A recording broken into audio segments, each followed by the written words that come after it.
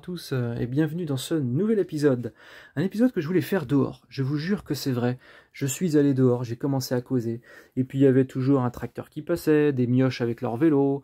Il y avait du vent aussi. Et puis comme j'ai pas un beau micro avec une moumoute et que je compte pas faire la chialeuse pour que vous m'en achetiez un, je me suis dit bon allez, j'en ai marre, je retourne au garage. Ma foi, je crois que ça reste le meilleur endroit pour vous parler de cette 306. Voilà. Ce que vous venez de voir et d'entendre fonctionner là pendant presque une minute, ben voilà, ce sont les pièces qui d'ordinaire doivent être dans le compartiment moteur. Voilà, les pièces pour la régulation de vitesse. Ces pièces, ce sont exactement les mêmes que j'ai prélevées l'autre jour sur cette belle Laguna V6 qui était à la casse. Voilà. Donc je peux vous le dire, ça y est, c'est officiel. J'ai réussi à faire fonctionner comme il faut cette fois la régulation de vitesse. Voilà, je suis très content. Voilà. Alors la régulation de vitesse, c'est un projet que j'avais mis en route il y a un peu plus d'un an sur cette 306 S16. J'avais commencé à parcourir le Bon Coin et d'autres endroits pour rassembler les pièces nécessaires au montage de ce système. J'ai pas eu de mal à toutes les rassembler et je me suis rapidement mis au travail.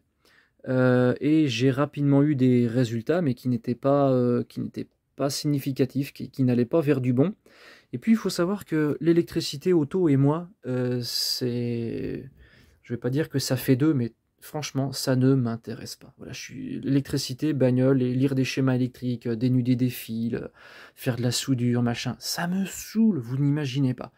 Mais pour autant, si je voulais monter ce système de régulation de vitesse, j'étais obligé de m'y coller, j'avais pas le choix. Donc, vous prenez déjà ce facteur-là, le fait que l'électricité auto et moi, voilà, on soit pas très copains. Ajoutez à ça que ce système de régulation de vitesse, là, qui est un système électropneumatique, a 2-3 petites particularités qu'il faut bien saisir, qu'il faut bien comprendre. Et ces petites particularités, eh ben, elles m'avaient échappé, notamment au niveau de la pompe à vide, je vous réexpliquerai ça. Du coup, en fait, comme je maîtrisais pas, comme je le comprenais pas à 200% ce système, je pouvais pas comprendre d'où venait le problème. Voilà. Et je ne pouvais pas comprendre non plus ce problème en laissant les pièces dans le compartiment moteur, ce que j'avais fait jusqu'à présent. Et puis donc sur conseil, voilà, on m'a dit écoute, emmène les pièces dans la bagnole et écoute-les fonctionner, regarde-les fonctionner et tu vas sûrement comprendre d'où vient le problème. Et effectivement, j'ai compris d'où venait le problème. Il venait de cette pompe à vide. Voilà, il y avait une petite particularité que je n'avais pas compris dans cette pompe. J'aurai l'occasion de vous en reparler. Et du coup, je vous jure que c'est vrai. Cet échec-là ne tenait qu'à 2 fils, à 2 fichus fils que j'avais pas mis au bon endroit là-bas. Voilà, tout simplement, le problème venait de là. Donc j'étais vraiment pas loin, déjà il y a un peu plus d'un an d'y arriver, mais j'ai saisi que maintenant ce petit détail là de fil. Voilà, donc quand on dit des fois ça tient qu'à un fil, bon là ça tenait qu'à 2 fils. Voilà. En tout cas, voilà, ça m'a fait vraiment plaisir de reprendre ce projet. Ça a été boosté par le fait que la chaîne prenne un peu de vitesse, que je reposte pas mal de vidéos là, par tous vos abonnements, ça a été boosté par vos gentils commentaires, tous vos encouragements, et je tiens vraiment à vous remercier. Ça m'a donné l'envie, la force et l'énergie de me replonger dans ce système et de le faire fonctionner. Voilà, donc maintenant ça fonctionne, je suis très content. Voilà.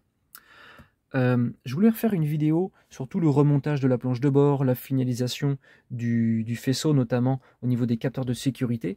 Mais comme je l'ai dit, en fait, c'est un projet que je reprends. Donc l'objectif, c'était qu'il marche. Il fallait que ça marche dans la S16. Voilà. Donc maintenant, ça marche et je vais pouvoir récidiver dans la 306 griffes. Donc ne vous en faites pas, vous verrez tout ça plus en détail dans la 306 griffes et je ferai, c'est promis, je ferai un épisode sur le fonctionnement du système électropneumatique de la régulation de vitesse. C'est promis. Voilà. Donc il me reste tout ça à réinstaller dans le compartiment moteur, hein, ça sera pas très long, voilà. Et puis il faut que je remette la grille qui est ici, puisque actuellement j'accède à mon boîtier électronique de gestion par là, voilà, parce que c'est pas pratique de le sortir par en dessous.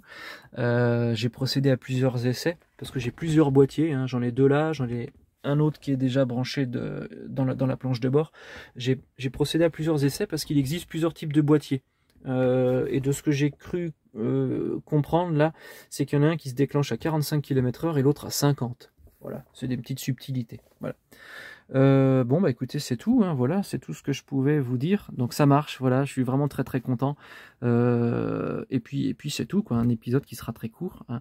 Donc je tenais encore une fois à vous remercier, merci pour vos abonnements, merci pour tous vos gentils commentaires, pour tous vos encouragements, et je vous dis à bientôt pour le prochain épisode. Allez, merci à tous.